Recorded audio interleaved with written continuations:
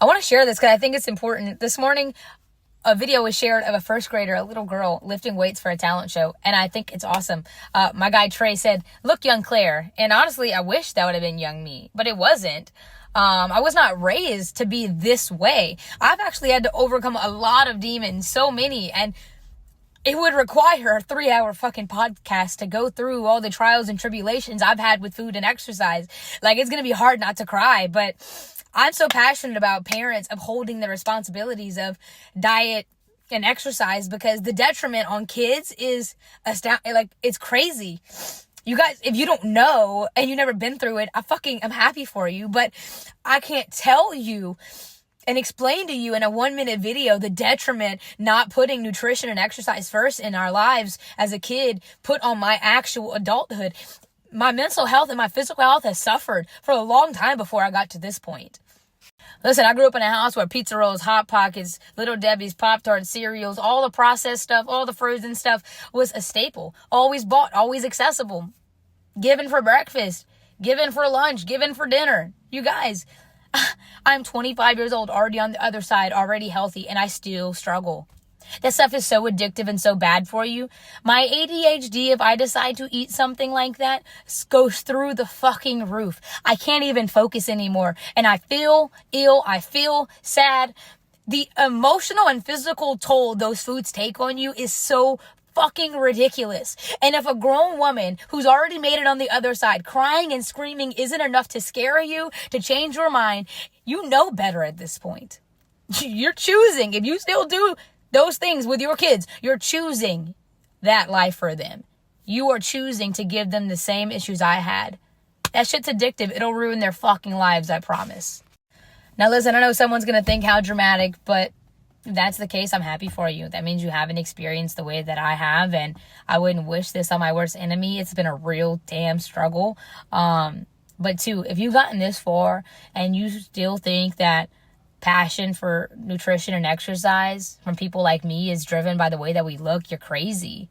You're missing the point. There's plenty of people that are skinny and look healthy, that their feelings of anxiety, depression, ADHD, they get heightened because of what they put into their body.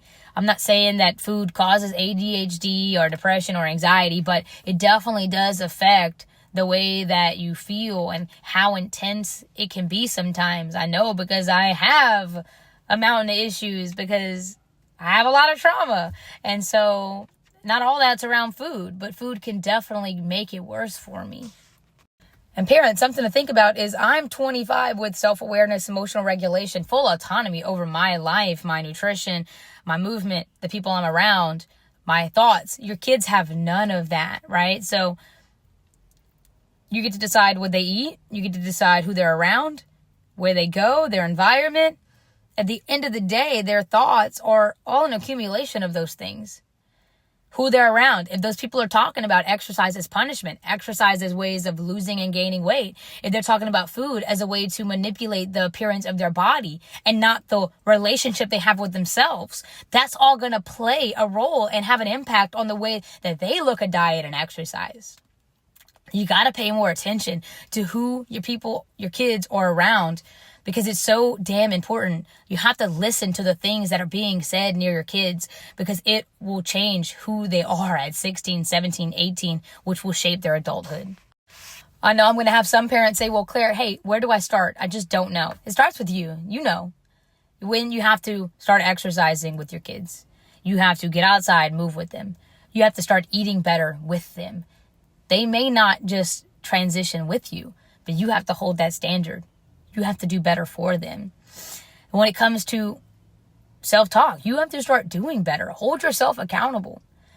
That also involves when you're around other people, your family members. If they say negative comments around nutrition and exercise, you have to hold a boundary or you have to leave. And if you say, well, that's just so-and-so, it's your duty to put your kid in a position to be the person you want them to be.